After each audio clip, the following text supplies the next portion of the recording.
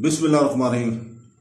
दोस्तों, कुरानी स्टोरीज में से आज जिनका जिक्र हो रहा है उसका अनवान है ज़ुल्करनैन। दोस्तों, सूरह अल्लाह ताला सूरह काफ में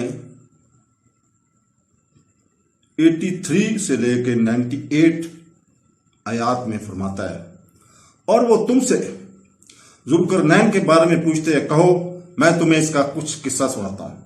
बेशक हमने इसे जमीन पर बसाया और हमने इसे हर चीज का सामान दिया।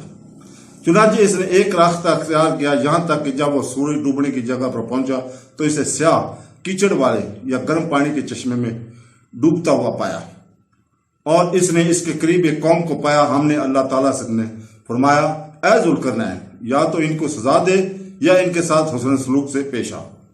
आपने फरमाया, जो अल्लाह की वादनियत के मुनकर जुल्म करेगा हम इसे सजा देंगे, फिर इसे अपने रब की तरफ लौटाया जाएगा जो इसे सख्त अजाब जहन्नम की सजा देगा। लेकिन जो शख्स अल्लाह की वादनियत पर ईमान लाए और नेक अमल करे, इसके लिए बेहतरीन अजर जन्नत है, और हम ज़ुल्करनैन इससे नरम बातें करेंगे।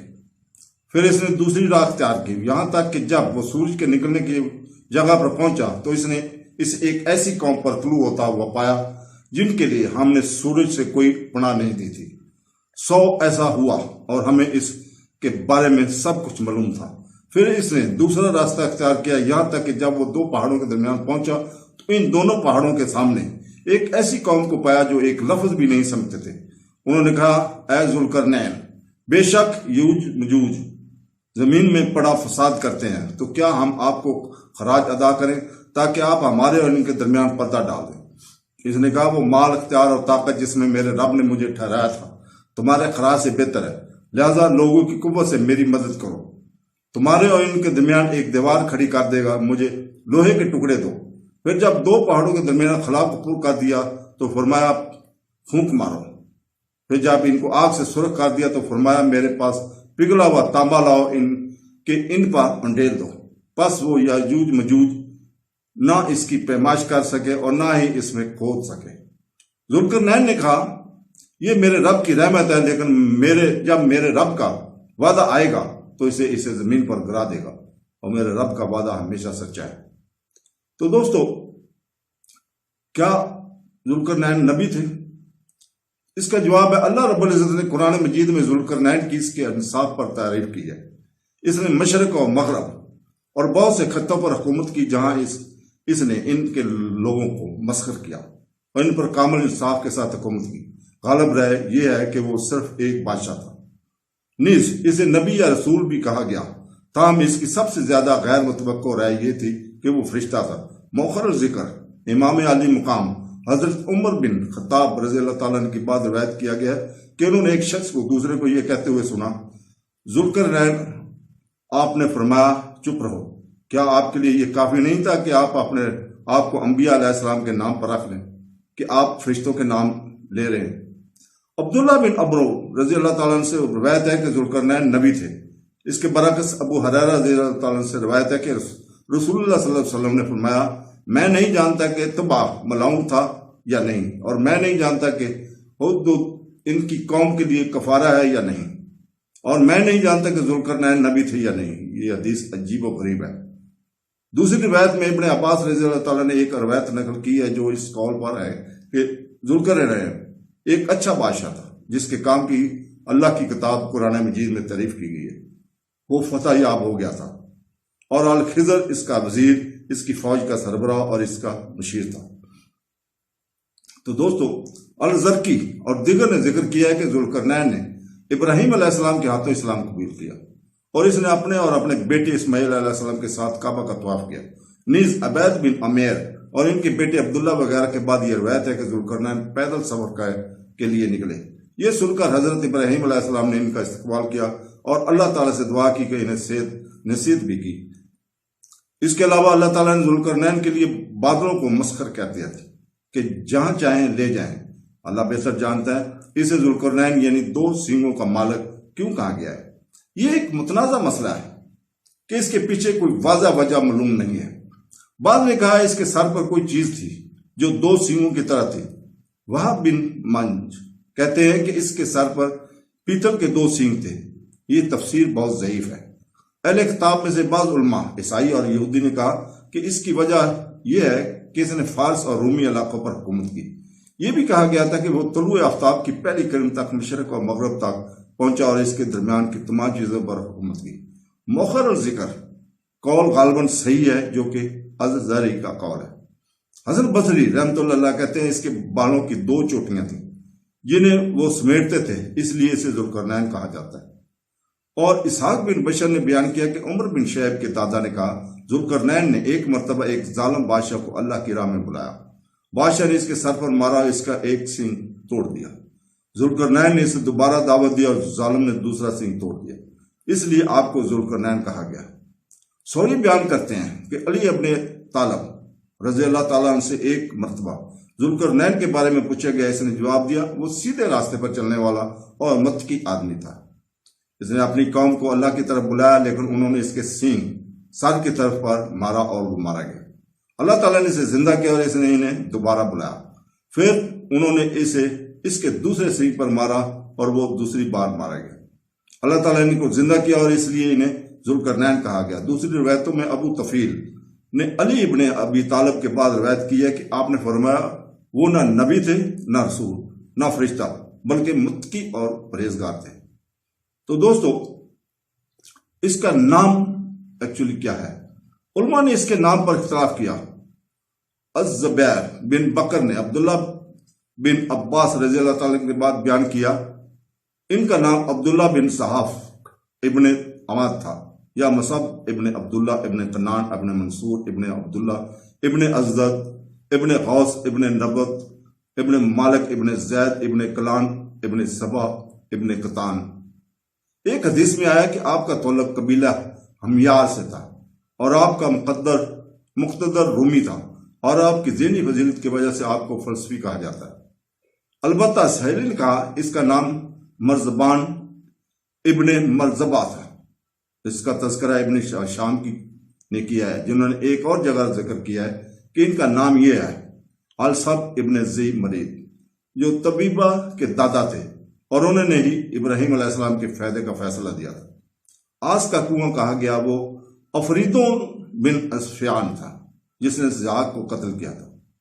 القاس ابن سعدی نے اپنے مشہور خطبہ میں کہا ایاد ابن صاحب کے لوگوں، ذوالقرنین نے مغرب پر حکومت کی اور مشرق نے جنوں اور انسانوں کو مسخر کیا، اور وہ 2000 سال تک زندہ رہا، تاہم یہ سب کچھ آنکھ کی چھپک کی طرح تھا۔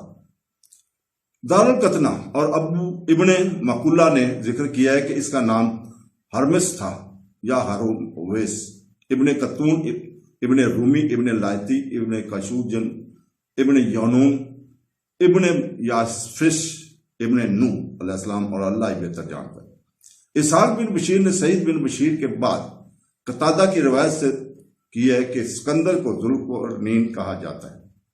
ان کے والد کیسر اول تھے اور وہ سام بن نوح علیہ السلام کی اولاد میں سے تھے۔ اس قیاس سے ذوالقرنین کہلانے والے 2 لوگوں میں فرق کرنا چاہیے۔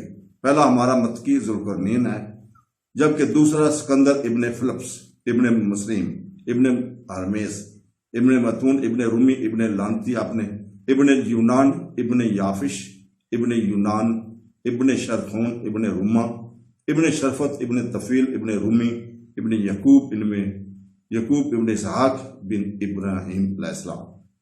اس نسب کو حافظ ابن عساکر نے اپنی تاریخ میں بیان کیا ہے۔ مزید یہ کہ وہ مقدونی ہے، یونانی مصری رہنما تھے جنہوں نے اسکندریہ قائم کیا اور جس پر رومیوں نے اپنا کیلنڈر ترتیب دیا۔ وہ ذوالقرنین کے بعد بہت لمبا عرصہ لے کر آئے۔ یہ حضرت عیسیٰ علیہ السلام سے 300 سال پہلے کی بات ہے۔ اس کا وزیر مشہور فلسفی اٹاٹلس تھا۔ مزید یہ کہ اس نے دارا ابن دارا کو قتل کیا تھا، فارس کے بادشاہ کو زیر کیا اور ان کی زمینوں پر قبضہ کر لیا۔ ہم نے قارئین کی توجہ صرف اس کی طرف متوجہ کرائی کیونکہ بہت سے لوگوں کا خیال ہے کہ ذوالقرنین کہلانے والے 2 آدمی ہیں، جو کہ بہت بڑی غلطی ہے کیونکہ دونوں میں بہت زیادہ اختلاف تھے۔ پہلا ایک متقی پرہیزگار اللہ تعالیٰ کا نیک بندہ تھا، اور وہ ایک عادل بادشاہ تھا جس کا وزیر متقی آدمی الخضر تھا۔ مزید یہ کہ بعض علماء نے کہا کہ وہ نبی بھی تھے، جبکہ مؤخر ذکر ایک مشرق تھا جس کا وزیر فلسفی تھا، جیسا کہ پہلے ذکر ہوا ہے۔ اس کے علاوہ ان دونوں کے درمیان جو وقت گزرا وہ 2000 سال سے زیادہ تھا، اس لیے ان دونوں کے درمیان بڑے فرق اور فرق کو کوئی نہیں چھوڑ سکتا، اگر ایک جاہل بیوقوف جو کچھ بھی نہیں جانتا۔ تو دوستو، اللہ تعالیٰ کا ارشاد ہے وہ تجھ سے ذوالقرنین کے بارے میں سوال کرتے ہیں، اس لیے نازل ہو کے قریش کے لوگوں یہودیوں سے ایک ایسی چیز کے بارے میں پوچھتے تھے جس کے بارے میں وہ رسول اللہ صلی اللہ علیہ وسلم سے ان کے علم کا امتحان لینے کے لیے کہتے تھے۔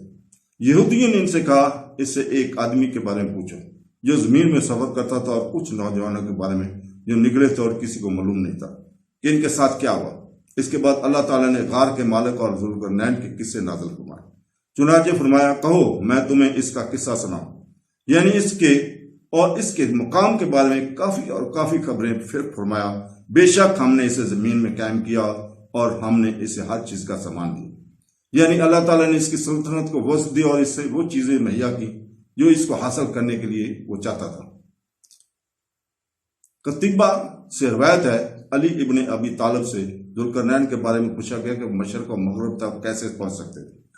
علی مرتضیٰ نے جواب دیا، اس کے لیے بادل مسخر کر دیے گئے، اس کو ہر چیز کے اسباب مہیا کیے گئے اور اسے روشنی کے حوالے سے توسیع دی گئی۔ علی مرتضیٰ نے مزید کہا، کیا آپ چاہتے ہیں کہ میں آگے بڑھوں؟ وہ شخص خاموش ہو گیا، اس پر علی رضی اللہ تعالیٰ عنہ خاموش ہو گئے۔ ابو اسحاق سبی نے عمر بن عبداللہ ودوانی کے بعد بیان کیا ہے کہ میں نے معاویہ کی یہ کہتے ہوئے سنا، زمین پر 4 آدمیوں نے حکومت کی، سلیمان بن داؤد، نبی اکرم صلی اللہ علیہ وسلم، ذوالقرنین جو اہل بیت میں سے، حلوان، اور دوسرا آدمی کسی نے کہا، کیا یہ الخضر تھا؟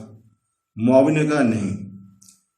زبیر بن بکر سے روایت ہے کہ سفیان سوری نے کہا، مجھے معلوم ہوا ہے کہ ساری زمین پر 4 آدمی کی حکومت تھی، ان میں سے 2 مومن اور 2 کافر تھے۔ مومن 2 تھے حضرت سلیمان اور ذوالقرنین، اور کافر 2 تھے نمرود اور بختیاس۔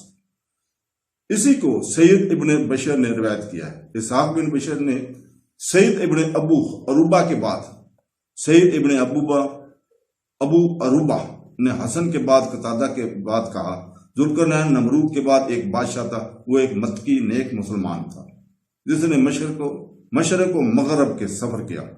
اللہ تعالیٰ نے ان کی عمر دراز فرمائی، اسے دشمنوں پر فتح عطا فرمائی اور ان کے اعمال پر قبضہ کر لیا۔ اس نے زمینوں کو فتح کیا، لوگوں کو زیر کیا اور زمین میں سفر کیا، یہاں تک کہ مشرق و مغرب تک پہنچ گیا۔ آپ کہہ دیجئے کہ میں تمہیں اس کا کچھ حصہ سناتا ہوں۔ بے شک ہم نے اسے زمین میں بسایا اور ہم نے اسے ہر چیز کا اسباب عطا کیا، یعنی چیزوں کو پورا کرنے کے اسباب تلاش کرنے کا علم۔ ابن اسحاق نے کہا، مقاتل نے دعویٰ کیا کہ وہ زمینوں کو فتح کرتا تھا اور خزانے جمع کرتا تھا، اور لوگوں 2 راستے پیش کرتا تھا، چاہے وہ اس کے مذہب کو قبول کریں اور اسی کی پیروی کریں یا انہیں قتل کر دیا جائے۔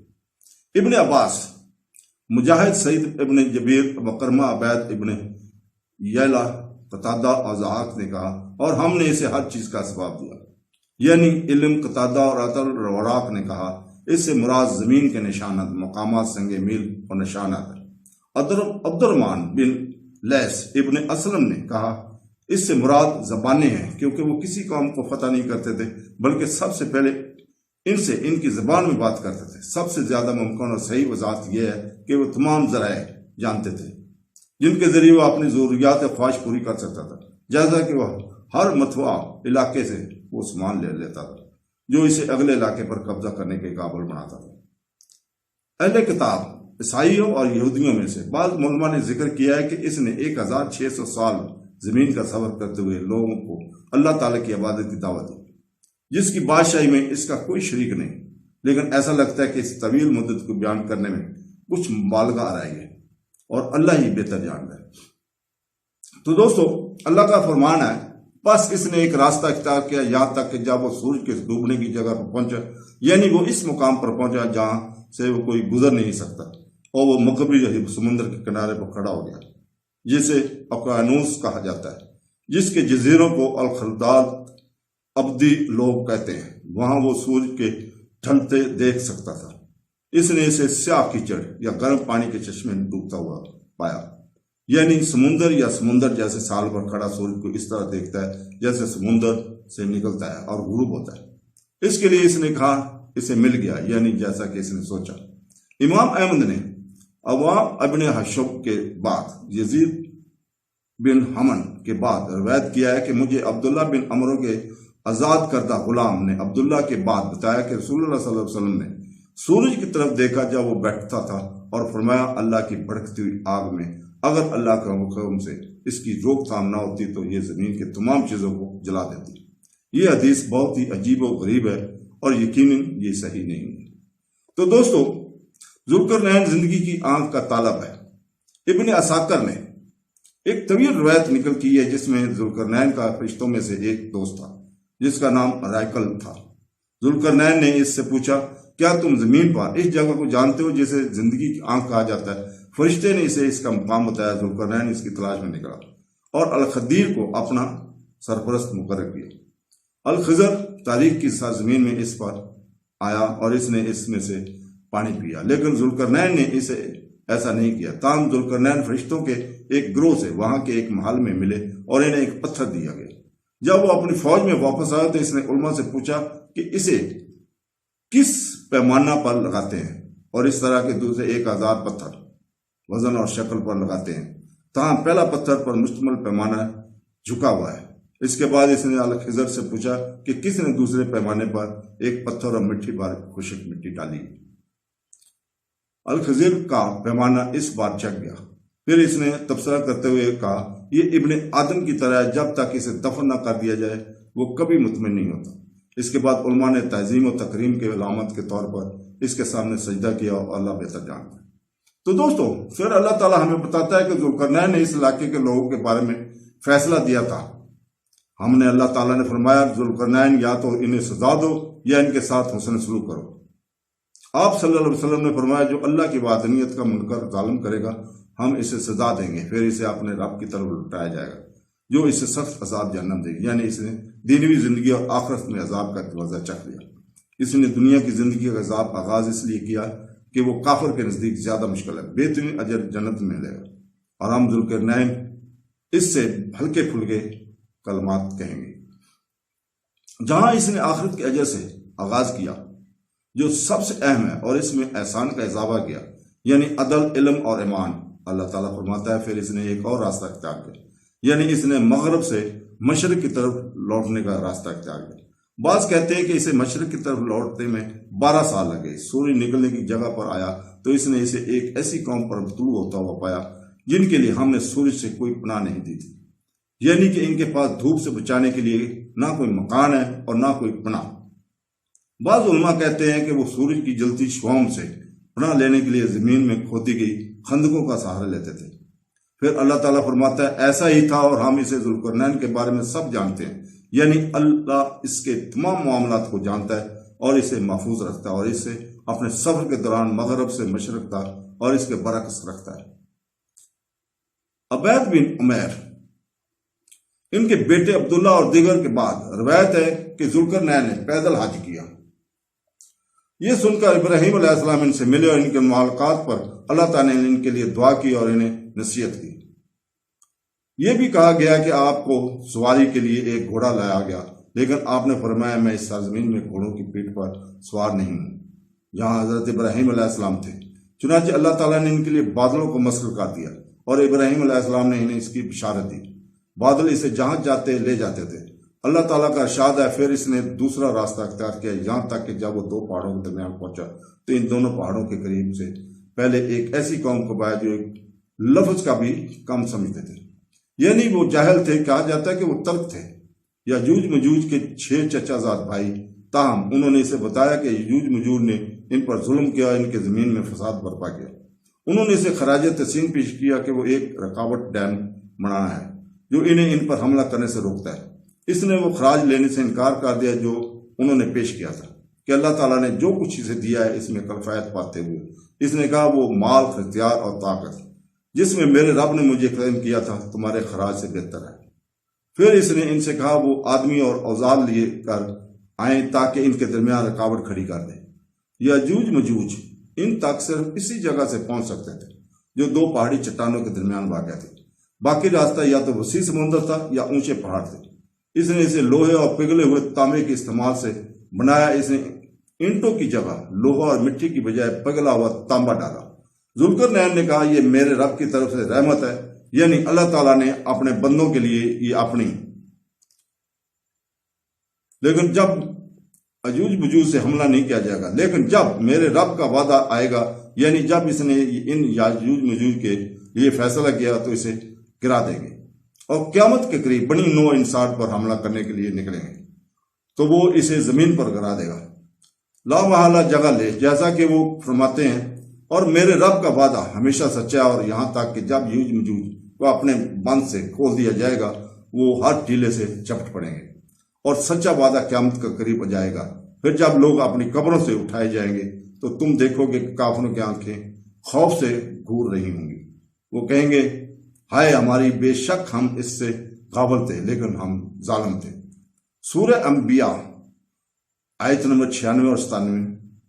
تو دوستو اللہ تعالیٰ کا شاد ہے، ہم ان کو چھوڑ دیں گے کہ وہ ایک دوسرے پر لہروں کی طرح اٹھیں گے، یعنی جس دن یجوج مجوج نکلیں گے اور سور پھونکا جائے گا، ان سب کو جمع کرو۔ تو دوستو ابو داؤد طلیسی نے سوری کے بعد روایت کی ہے کہ مجھے خبر ملی کہ سب سے پہلے کسی اور سے مصافحہ کرنے والا ذوالقرنین تھا۔ مزید برآں کعب الحبار سے روایت ہے کہ انہوں نے معاویہ سے کہا، ذوالقرنین نے بستر مرگ پر اپنی والدہ سے کہا کہ ان کی موت کے بعد کھانا تیار کرو اور شہر کی عورتوں کو جمع کرو اور انہیں کھانے کی دعوت ہو۔ اس کے علاوہ جس نے اپنے بچوں میں سے کوئی کھو دیا ہو وہ اس میں سے کھائے۔ ماں نے جیسا کہا اس نے کیا۔ ان میں سے کسی نے کھانے کی طرف ہاتھ نہیں بڑھایا۔ اس نے کہا اللہ کی قسم کیا آپ سب کے بچے کھو چکے ہیں؟ انہوں نے جواب دیا اللہ کی قسم ہاں ہم نے کیا ہے، اور یہ اس کے لیے بہت بڑی تعزیت تھی۔ تو دوستو اسحاق نے بشر ابن عبداللہ ابن زیاد کے بعد بعض اہل کتاب عیسائیوں اور یہودیوں کے بعد ذوالقرنین کی وصیت کا ذکر کیا، جو ایک فصیح اور طویل نصیحت ہے، اور یہ کہ ان کی وفات 3000 سال کی عمر میں ہوئی۔ یہ بہت عجیب بات ہے۔ ابن عساکر نے کہا مجھے خبر ملی کہ وہ تقریباً 36 سال زندہ رہے۔ دوسرے نے کہا وہ 32 سال زندہ رہے اور داؤد علیہ السلام کے 740 سال بعد آئے۔ وہ آدم علیہ السلام کے بعد 5181 سال میں آئے اور ان کا دور حکومت 16 سال رہا، لیکن جو اس نے بیان کیا وہ مقدونیہ کے سکندر کے لیے صحیح ہے، نہ کہ ہمارے ذوالقرنین کے لیے۔ اس طرح اس نے پہلے کو بعد والے کے ساتھ ملا دیا اور یہ بالکل غلط ہے۔ جن لوگوں نے ان کو ملایا اور دونوں کو صرف ایک قرار دیا ان میں امام عبد الملک ابن ہشام سیرت نبوی کے راوی بھی تھے، جن کو حافظ ابو القاسم نے جھٹلایا اور رد کیا۔ انہوں نے اپنے اقوال کی سختی سے تردید کی اور دونوں افراد کے درمیان واضح حد قائم کر دی، جیسا کہ پہلے ذکر کیا گیا ہے۔ اس نے کہا ہو سکتا ہے کہ سابق بادشاہوں میں سے کچھ پہلے سچے بادشاہ کی مثال کے مطابق اپنے آپ کو ذوالقرنین کہتے ہیں۔ تو دوستو اللہ بہتر جانتا ہے۔ اللہ حافظ۔